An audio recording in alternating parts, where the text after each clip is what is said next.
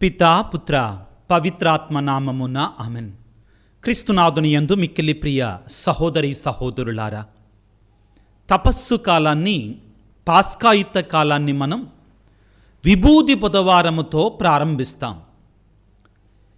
ఈ తపస్సు కాలాన్ని ప్రారంభించేట మొట్టమొదటి దినాన్ని మనం విభూది బుధవారము అని పిలుస్తాం. కొన్ని సంఘాలలో దానిని బూడిద బుధవారము అని కూడా పిలుస్తారు. కారణం ఏమిటి అంటే, ఆ రోజున మనము ఆశీర్వదించబడినటువంటి ఆ బూడిద, ఆ విభూదిని మన నొసళ్లపై రాసుకొని గురువు చేత ముద్రింపచేసుకొని ఈ పవిత్రమైనటువంటి తపస్సు కాలాన్ని, పాస్కాయుత కాలాన్ని, శ్రమల కాలాన్ని మనం ప్రారంభిస్తాం. ఈనాడు మనం ప్రియులరా, ఈ విభూతికి ఉన్నటువంటి ప్రత్యేకత ఏంటి? ఎందుకు మనం ఈ పాటుల కాలాన్ని, శ్రమల కాలాన్ని విభూతిని ధరించి ఆ మొట్టమొదటి రోజున మనం ప్రారంభిస్తాం? దానిలో అంతరార్థం ఏమిటి, ఆ యొక్క పరమార్థం ఏమిటి తెలుసుకోవటానికి ప్రయత్నం చేద్దాం. యోనా గ్రంథము 3వ అధ్యాయము 4వ వచనము నుండి. యోనా నగరమున ప్రవేశించి ఒకరోజు ప్రయాణము చేసి 40 దినములు ముగియగానే నినెవే ప్రజలు పట్టణము నాశనమగును అని ప్రకటించను. ఆ వార్త విని నినెవే ప్రజలు రాజు సింహాసనమును దిగి తన ఉడుపులు తొలగించి గోనె తాల్చి బూడిదపై కూర్చుండెను. ప్రభునందు ప్రియులకు దేవుని బిడ్డలారా, మానవులంగా మనం కొన్ని గుర్తులు వాడుతుంటాం, కొన్ని సంజ్ఞలు వాడుతుంటాం. ఉదాహరణకి, ఒక వివాహం జరుగుతున్నప్పుడు వారిరువురు కూడా భార్యాభర్తలు అని తెలియజేయడానికి ఉపయోగించే క్రైస్తవ్యంలో ఉపయోగించే గుర్తు ఉంగరం. ఉంగరాన్ని మార్చుకుంటారు. ఇది బాహ్యమైనటువంటి గుర్తు. అది వాళ్ళు జీవితాంతం వాళ్లతో ఉంచుతారు. మన భారతీయ సంప్రదాయములనైతే తాళిబొట్టు కడతారు. అది ఒక గురుతు. ఒక వ్యక్తి, ఒక స్త్రీ వివాహం చెయ్యబడింది అనే దానికి ఒక గురుతు. అదేవిధంగా ప్రియులారా, ఒక ఇంట్లో, ఒక కుటుంబములో ఎవరైనా మరణించినప్పుడు కానీ, బాధాకరమైన సంఘటన ఏదైనా చోటు చేసుకున్నప్పుడు కానీ తెలియకుండానే మనం కొత్త బట్టలు వేసుకోం, అలంకరణ చేసుకోం. అదేవిధంగా ఖరీదైనటు వస్తువులు ఏమీ కూడా ధరించరు. ఇది వాళ్ళకెవరు చెప్పనక్కర్లా, సహజంగానే జరిగిపోతుంది. ఆ విషయానికి వస్తే వేదనలో, బాధలో ఉంటారు కాబట్టి ఆ బట్టలు ఇస్త్రీ చేశారా లేదా, ఆ బట్టలు కొన్నిసార్లు మరీ అంత శుభ్రంగా ఉన్నాయా లేదని కూడా ఆలోచించరు. అదేవిధంగా ఒక ఇంటిలో ఏదైనా పండగ జరుగుతుందనుకోండి, ఒక శుభకార్యం జరుగుతుందనుకోండి, ఆ సమయంలో వాళ్ళకి తెలియకుండానే కొత్త బట్టలు వేసుకుంటారు, అలంకరణప్రాయంగా ఉంటారు. ఇవి ఆ సందర్భాన్ని మనకు గుర్తు చేస్తాయి. ఇవి ఆ సందర్భంలో ఉన్నటువంటి ఆ మనస్తత్వాన్ని మనకు గుర్తు చేస్తాయి. బూడిద, విభూది మనం ఎందుకు ధరిస్తాం? తపస్సు కాలపు ప్రారంభము రోజున, విభూది బుధవారం రోజున. గురువు గడిచినటువంటి సంవత్సరం ఈ మ్రాని కొమ్ముల ఆదివారం రోజున ఉపయోగించినటువంటి, ఆ ఊరేగింపులో ఉపయోగించినటువంటి ఆ మ్రాని కొమ్ములను కొని తీసుకొని వాటిని కాల్చి బూడిదగా తయారు చేస్తారు.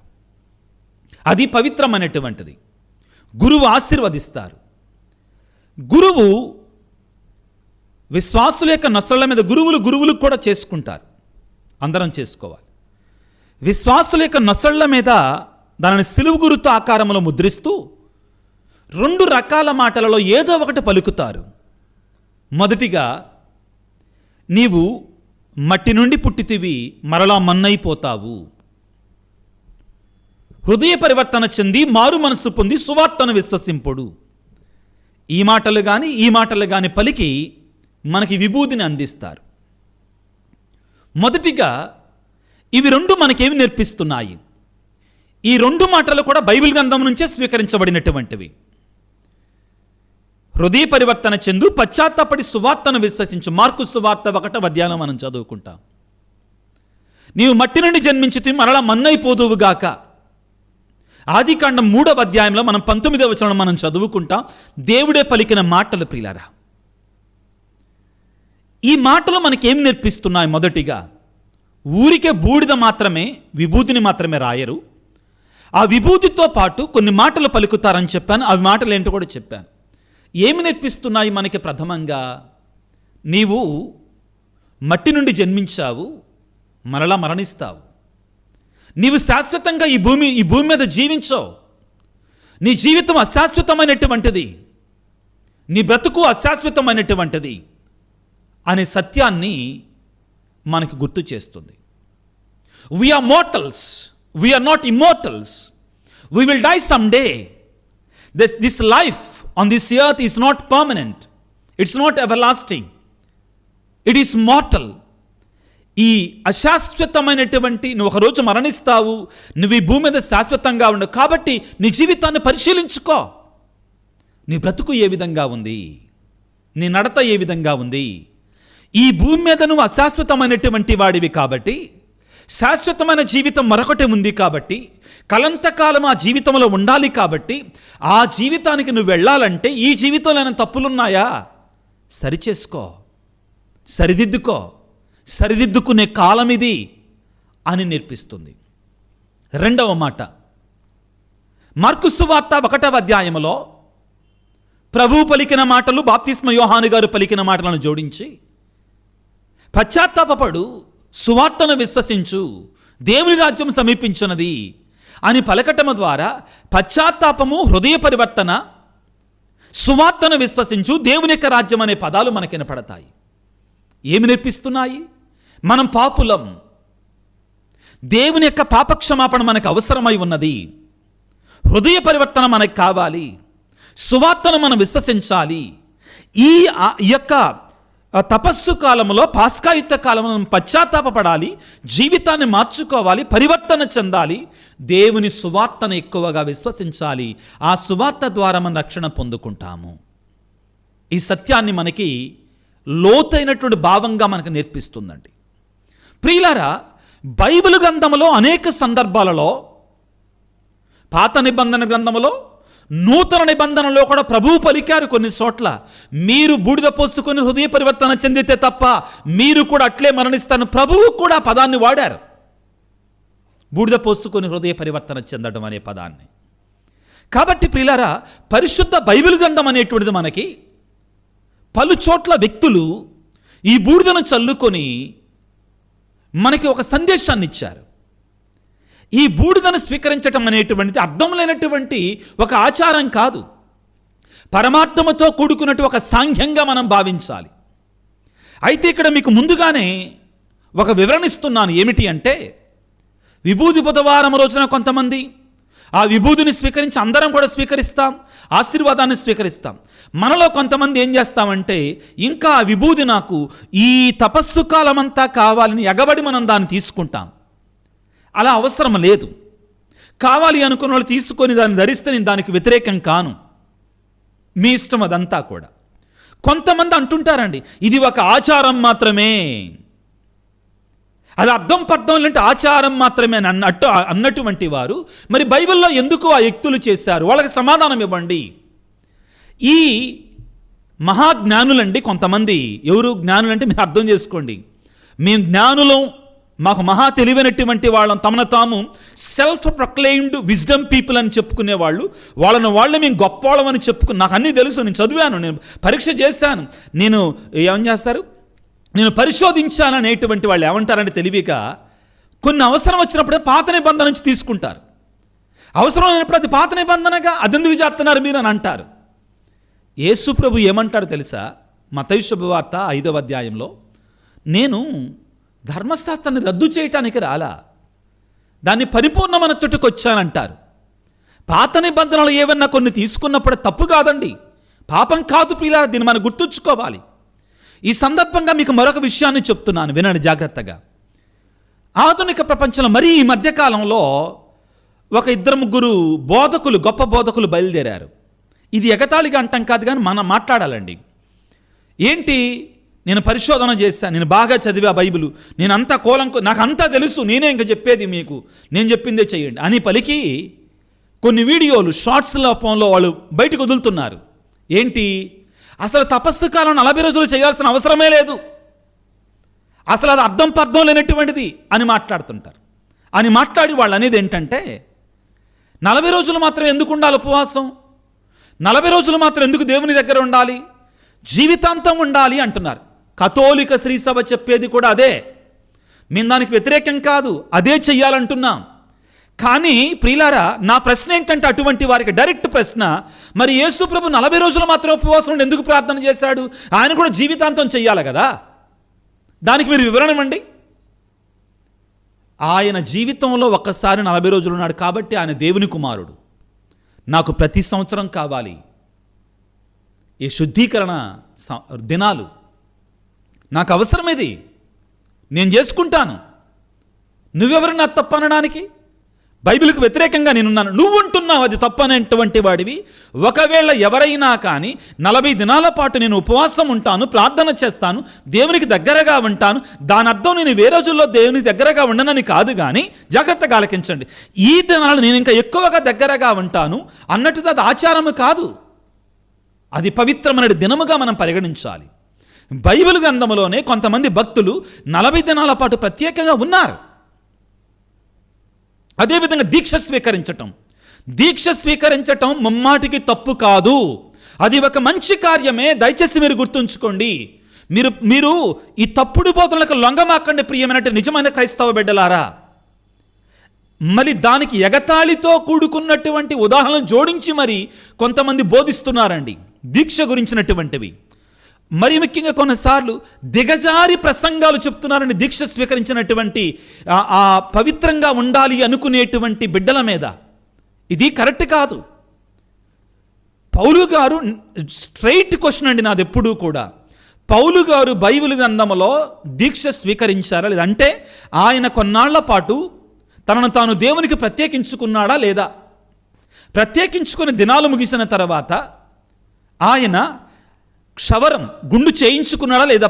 అపోస్తుల కార్యాలు 18వ అధ్యాయం 18వ వచనంలో, అపోస్తుల కార్యాలు 21వ వచనంలో కూడా పౌలు గారు ఏ కారణమైనా కావచ్చు గాక ఆయన వ్రతాన్ని బూని ఆయన వ్రతాన్ని ముగించుకున్నారా లేదా కొన్ని దినాలైన తర్వాత? దీనికి వాళ్ళు సమాధానం చెప్పాలి. ఇది మన కథోలికులు కొంతమంది, అయ్యో మరి వీళ్ళు తప్పు అంటున్నారు కదా, తపస్కాలం చేయకూడదు అంటున్నారుగా, క్రిస్మస్ పండుగ చేయకూడదు అంటున్నారు కదా, ఈస్టర్ పండుగ కూడా చేయకూడదు అంటున్నారుగా అని కంగారు పడిపోతున్నారు, నాకు షేర్ చేస్తున్నారు. కాబట్టి వివరణ ఇవ్వాల్సిన బాధ్యత నాలో ఉంది, నా మీద ఉంది. ఇప్పుడు ప్రియులారా, పరిశుద్ధ బైబిల్ గ్రంథంలో బూడిద, విభూది దేనికి గుర్తుగా ఉంది? మనం ఎందుకు స్వీకరిస్తాం? ఇది ఎంతో పరమార్థంతో కూడుకున్నటువంటి ఒక సాంఘ్యంగా మనం స్వీకరించాలి ప్రియులారా. మొట్టమొదటిగా పవిత్ర బైబిల్ గ్రంథంలో బూడిదని ప్రియులారా పశ్చాత్తాపము చెందే వ్యక్తులు వారు పశ్చాత్తాపాన్ని చెందుతున్నారు అనే దానికి ఒక గురుతుగా ఉపయోగించారు, ఒక సంజ్ఞగా ఉపయోగించారు.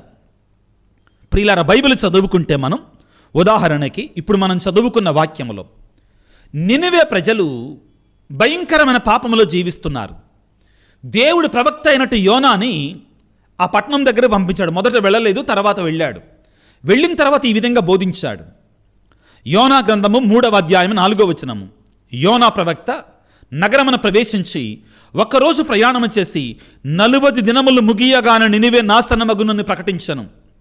నినివే ప్రజలు పౌరులు దేవుని నమ్మిరి. వారు ప్రజలెల్లరును ఉపవాసము చేయమని ప్రకటించిరి. అధికుల నుండి అల్పుల వరకును గోనె ధరించిరి. ఆ వార్త విని నినివే రాజు సింహాసనము దిగి తన మైదాల్పులు ఉడుపులు తొలగించి గోనె తాల్చి బూడిదపై కూర్చుండెను.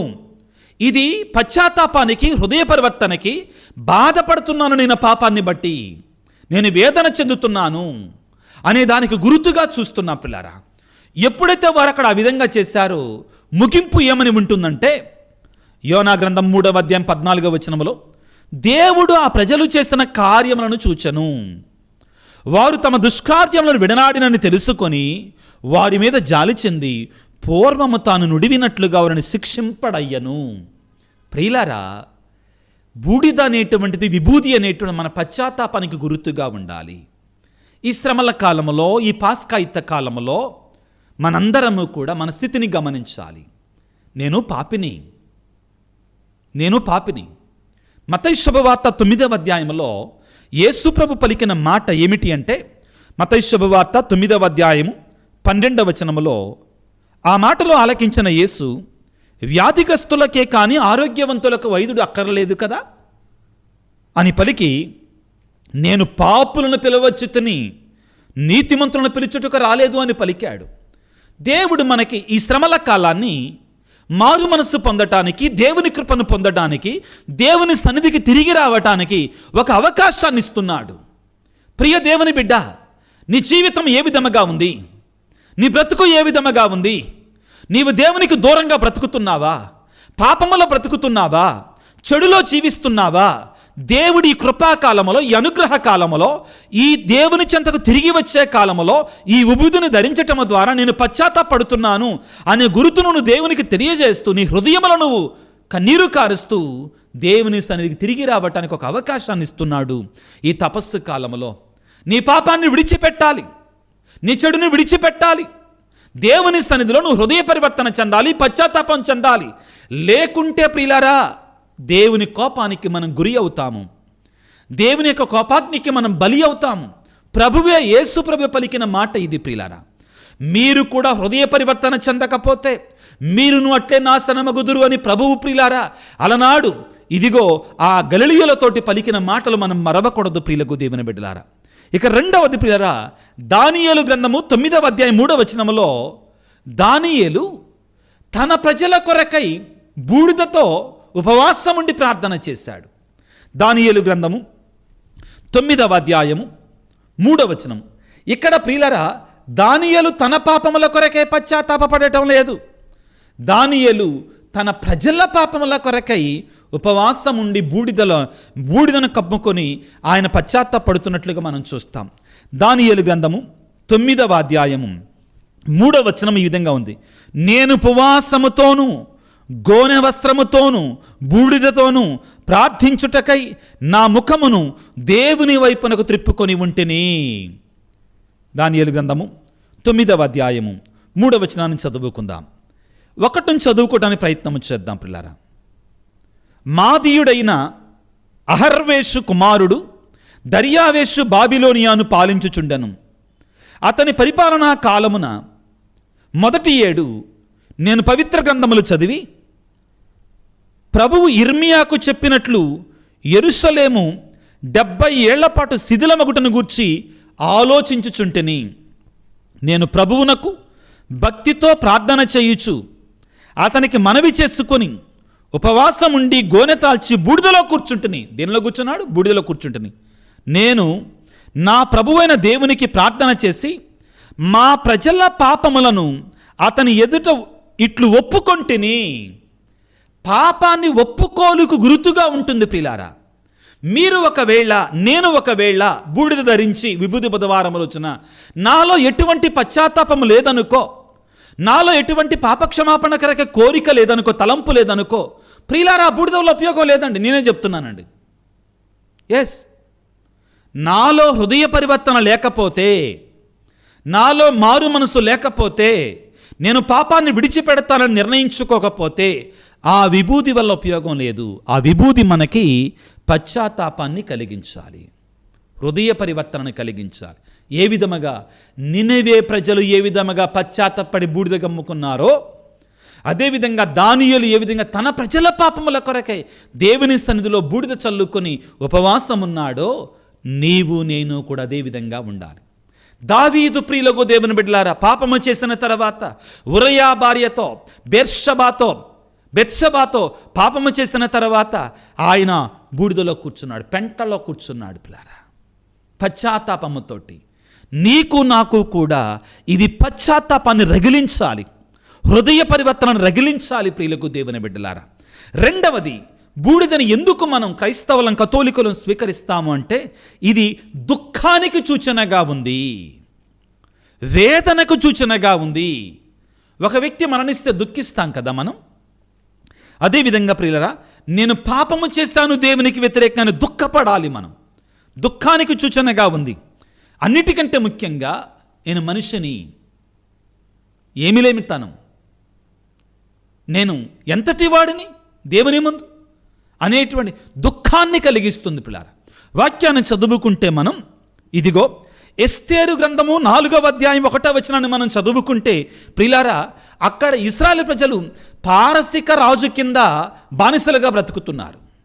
పారసిక రాజు కింద బానిసలుగా బ్రతుకుతున్నారు. అక్కడ ఒక శత్రువైనటువంటి వాడు, దేవుని ప్రజలకు శత్రువుగా ఉన్నటువంటి వాడు ఇశ్రాయేలు ప్రజలను యావత్తును కూడా నాశనం చేయాలని పూనుకున్నాడు. ఇక ఇశ్రాయేలు ప్రజలందరినీ సర్వనాశనం చేయాలి, చంపించాలి రాజు చేత, పారసిక రాజు చేత అని ఒక పన్నాగాన్ని, దుష్ట పన్నాగాన్ని పన్నాడు.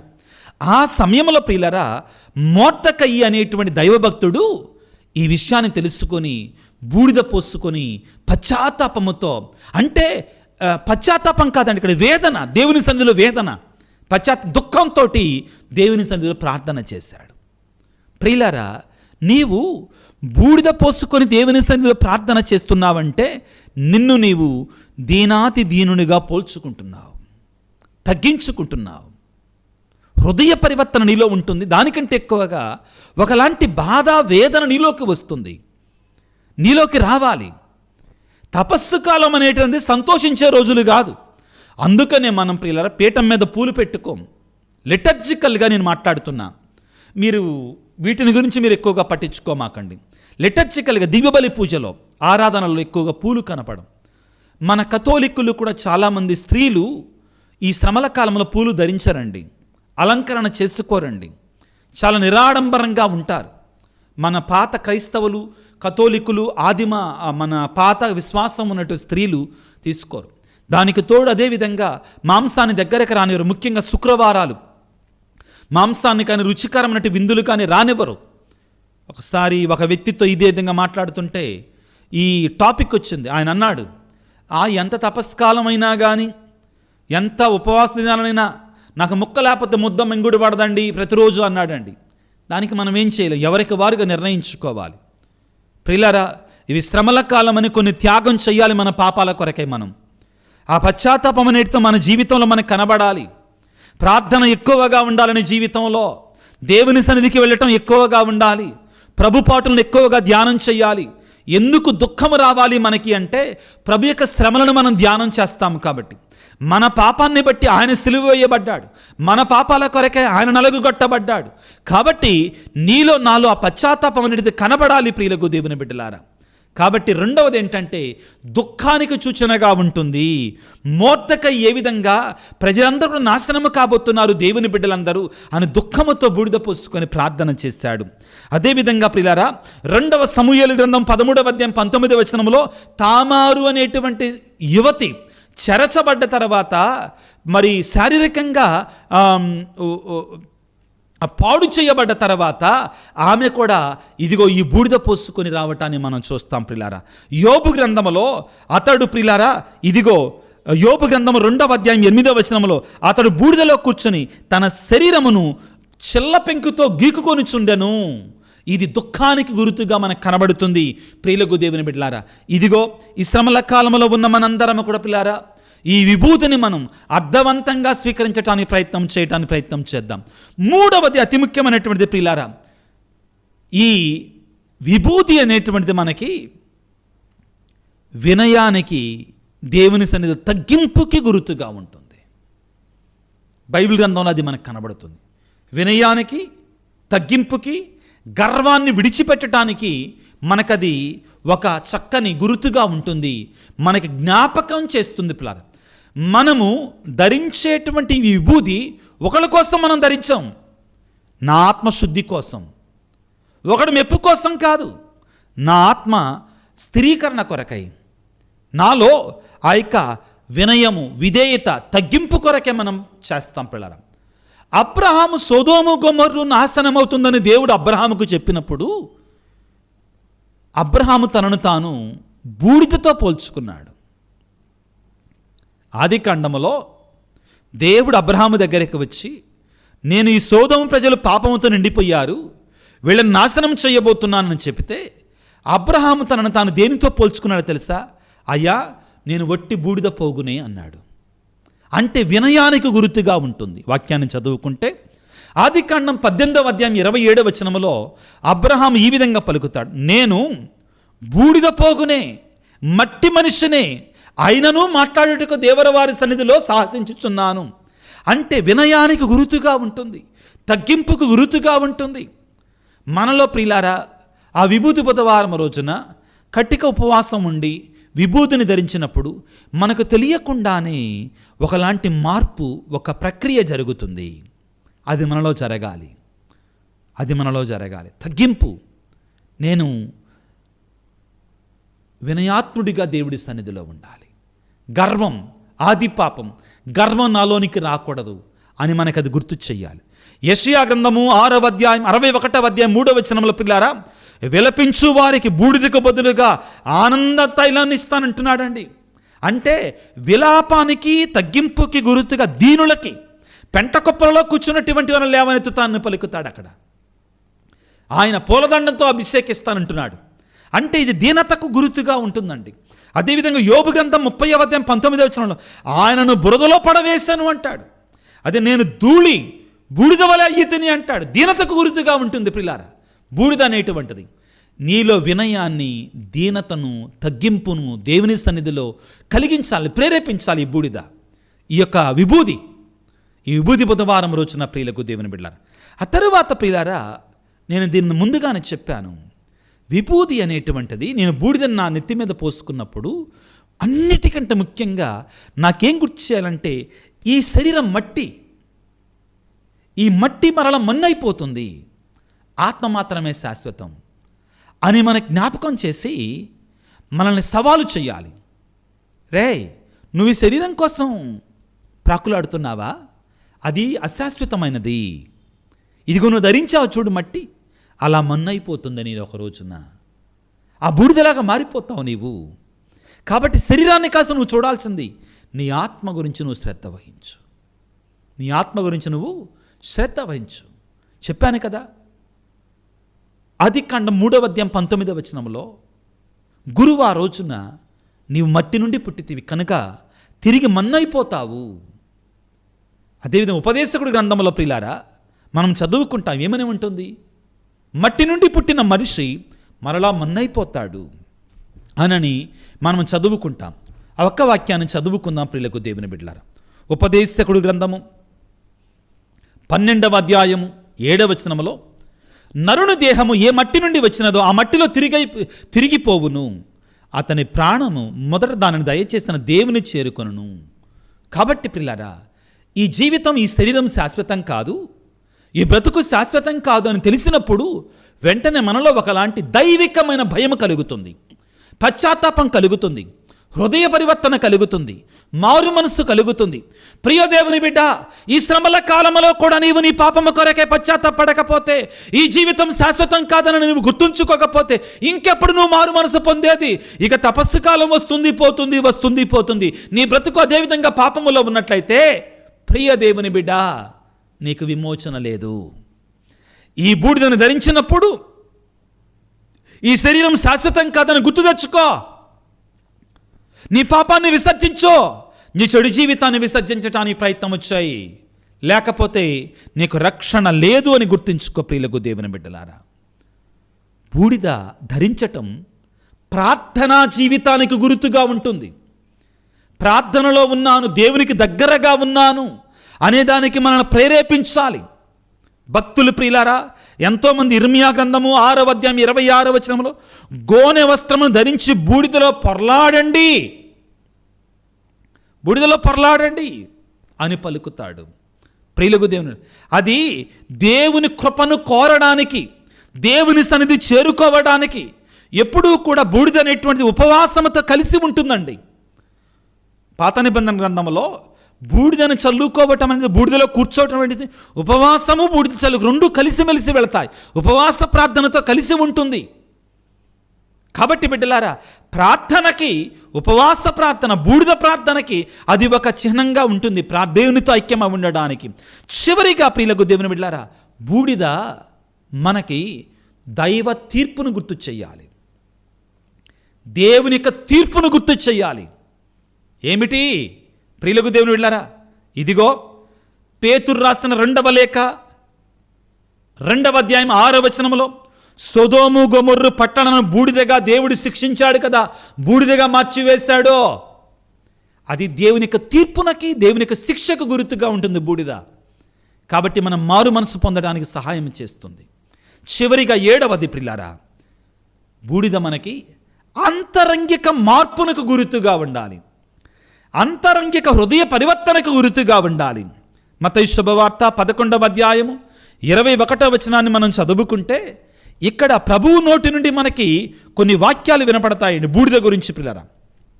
మత్తయి శుభవార్త 11వ అధ్యాయము 21వ వచనాన్ని చదువుతున్నాను. అయ్యో కొరాజీను పురమా, అయ్యో బెత్సయిదా పురమా, మీ యందు చేయబడిన అద్భుత కార్యములు తూరు సిదోను పట్టణంలో జరిగి ఉండినచో, ఆ పురజనులు ఎన్నడో గోనె పట్టలు కప్పుకొని బూడిద పోసుకొని హృదయ పరివర్తన చెంది ఉండేది వారే. యేసు ప్రభువు నోటి నుండి వస్తున్న మాట ఇదే. ప్రియులకు దేవుని బిడ్డలారా, ఎవరింకా అనేది బూడిద ఆచారం అని ఎలా అంటారండి? దేవుడు అంటున్నాడండి. ఏమని పలుకుతున్నాడు? యేసు పలుకుతున్నాడు. ప్రియులకు దేవుని బిడ్డలారా, మత్తయి శుభవార్త 11వ అధ్యాయం 20వ వచనం నుంచి చదువుతున్నాను జాగ్రత్తగా. అప్పుడు యేసు తాను అనేక అద్భుత కార్యములు గావించిన పట్టణములను ఖండింపనారంభించను, ఏలైనా వారిలో హృదయ పరివర్తన లేదు.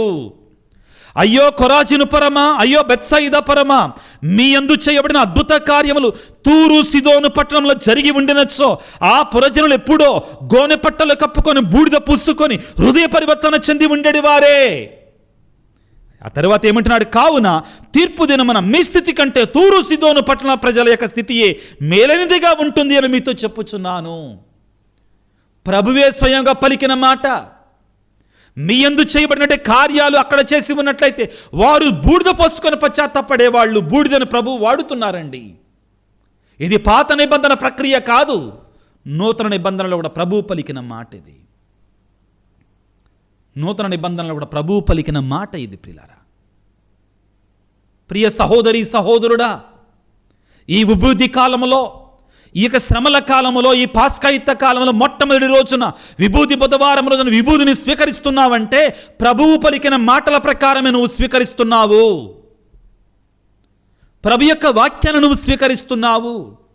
విభూతిని స్వీకరించటం అనేటువంటిది ప్రియులారా, ముఖ్యంగా మనలో హృదయ పరివర్తన, ఆత్మీయ పరివర్తనకి దారి తీయాలి. ఇదిగో ఈ విభూతిని ధరించటం అనేటువంటిది మనకి మన హృదయాన్ని వ్రయ్యలు చేయటానికి గుర్తు చేస్తుంది. ప్రియులకు దేవుని బిడ్డలారా, కొంతమంది బోధకులు బైబిల్ను తప్పుదోవ పట్టిస్తున్నారు. ఏమంటున్నారంటే విభూతి అనేది ఆచారం మాత్రమే, నూతన నిబంధనలు లేదు అంటారు. అటువంటి వారికి నేను చూపిస్తాను, జాగ్రత్తగా ఆలకించండి. మత్తయి శుభవార్త 11వ అధ్యాయము 21వ వచనంలో యేసు ప్రభువే స్వయంగా పలుకుతున్న మాట. అయ్యో ఓ కొరాజీను పురమా, అయ్యో ఓ బెత్సయిదా పురమా, మీ యందు చేయబడిన అద్భుత కార్యములు తూరు సిదోను పట్టణంలో జరిగి ఉండినచో, ఆ పురజనులు ఎప్పుడో గోనె పట్టలు కప్పుకొని బూడిద పూసుకొని హృదయ పరివర్తన చెంది ఉండేది వారే. ప్రియులారా, జాగ్రత్తగా గుర్తించండి. ప్రభు అయిన క్రీస్తే అంటున్నాడు, ఒక పట్టణానికి వెళ్ళి ఆయన ఇదిగో అనేక అద్భుతాలు చేసినట్టు పట్టణాలను ఖండిస్తున్నాడు. మీరు హృదయ పరివర్తన చెందట్లేదు, మారు మనసు మీలో లేదు, బూడిద పోసుకోవటల్లా, పశ్చాత్తాపడతల్లా.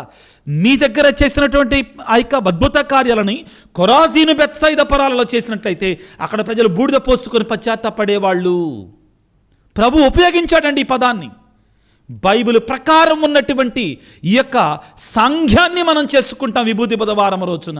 పశ్చాత్తాపానికి, హృదయ పరివర్తనకి, క్రీస్తు శ్రమలని మనం ధ్యానించేటువంటి బాధాకరమైన సంఘటన ఆ యొక్క సమయానికి గుర్తుగా ఉంటుంది. ప్రియులకు దేవుని బిడ్డలారా, ఇదిగో ప్రియ సహోదరి సహోదరులారా, విభూతి అనేటువంటిది బైబిల్ గ్రంథం ప్రకారం ప్రియులారా మనకి 7 కార్యాలను మనకు గుర్తు చేస్తుందండి. విభూతిని స్వీకరించటం అనేది, బూడిదను స్వీకరించడం అనేది అన్నిటికంటే ముఖ్యమైన పశ్చాత్తాపానికి గుర్తుగా ఉంటుంది. ఏ విధంగా ప్రియులారా? యోనా ప్రవక్త గ్రంథములో రాజు ప్రజలందరూ కూడా ఏ విధముగా విభూతిని ధరించి పశ్చాత్తాపముతో హృదయ పరివర్తన చెందారో, హృదయ పరివర్తనకి పశ్చాత్తాపానికి గుర్తుగా ఉంటుంది ప్రియులారా. విభూతి అనేది దుఃఖానికి గుర్తుగా ఉంటుంది ప్రియులారా.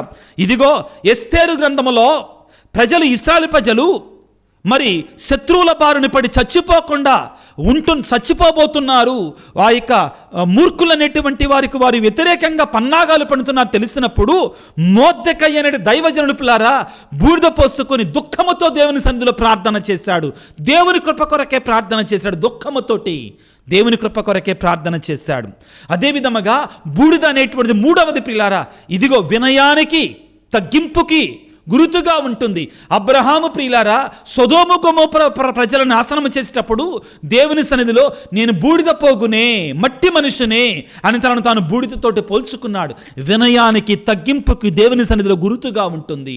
నాలుగవది ప్రియులకు దేవుని బిడ్డలారా, బూడిద అనేటువంటిది ఈ శరీరం అనేటువంటిది అశాశ్వతం అనేటువంటిది, క్షణికం అనేటువంటిది, శాశ్వతం కానటువంటిది అనేటువంటి దాని గురుతుగా ఉంటుంది. ఇదిగో దేవుడే స్వయముగా ఆదికాండము 3వ అధ్యాయం 19వ వచనంలో ప్రియులారా, మట్టి నుండి పుట్టినటువంటి ఈ యొక్క శరీరం మరలా మన్నైపోతుంది. అదేవిధంగా ఉపదేశకుడి గ్రంథం ప్రసంగి గ్రంథంలో 12వ అధ్యాయం 7వ వచనంలో ప్రియులారా, మట్టి నుండి పట్టినటువంటి శరీరం మరలా మన్నైపోతుంది అంటే ఇది మనకి మన శరీరం అనేటువంటిది ఈ లోక జీవితం అనేది శాశ్వతం అనేది కాదు అని మనకు గుర్తు చేస్తుంది. 5వది ప్రియులారా, ఇదిగో బూడిద ప్రార్థన అనేటువంటిది ఎప్పుడూ కూడా ఉపవాస ప్రార్థనతో కలిసి ఉంటుంది. ఈ బూడిదను చల్లుకున్నప్పుడు ఒక వ్యక్తి ప్రార్థనా జీవితంలో ఉంటున్నాడు, దేవునితో దగ్గరగా ఉంటున్నాడు, ఐక్యముగా ఉంటున్నాడు అనే దానికి గురుతుగా ఉంటుంది. 6వది ప్రియులారా, బూడిద మనకి దేవుని యొక్క తీర్పును గుర్తు చేస్తుంది. దేవుడు సొదొమ గొమొర్రా పట్టణాలని అగ్నిగంధకాన్ని పంపించి బూడిదగా మార్చివేశాడు అని మనం చదువుకుంటాం. మనము కూడా జాగ్రత్తగా ఉండాలని హెచ్చరించటానికి బూడిదని వినాశనాన్ని దేవుని యొక్క తీర్పును మనకు జ్ఞాపకం చేస్తుంది. ప్రియులారా ఇక చివరిగా ప్రియులారా 7వది మన ఆంతరంగిక మార్పును మనకు గుర్తు చేస్తుంది. బూడిద అనేటువంటిది ఇదిగో ప్రభువే మనకి సెలవిస్తున్నాడు. మత్తయి శుభవార్త 11వ అధ్యాయం 21వ వచనములో, వారు నా సువార్తను విన్నట్లయితే బూడిద పోసుకొని పశ్చాత్తాపడేటువంటి వాడు, నా అద్భుతాలు చూసినట్లయితే బూడిద పోసుకొని పశ్చాత్తాపడేటువంటి వారు. ఈ రోజున మనం ప్రశ్నించుకోవాలి, విభూతి బుధవారం రోజున మనం బూడిదను స్వీకరిస్తున్నాం. ఒక మహా గొప్ప అర్థవంతమైనటువంటి ప్రక్రియ మనం చేస్తున్నాం.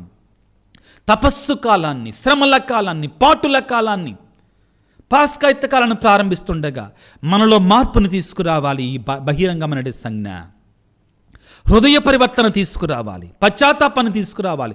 ఉపవాసము చేస్తుండగా, దేవుని సన్నిధిలో ఉంటుండగా, దేవునికి దగ్గరగా ఉంటుండగా, దేవాలయం నుంచి బూడిద స్వీకరించి ఇంటికి వెళ్ళిన తర్వాత కూడా బైబిల్ చదువుకోవాలి.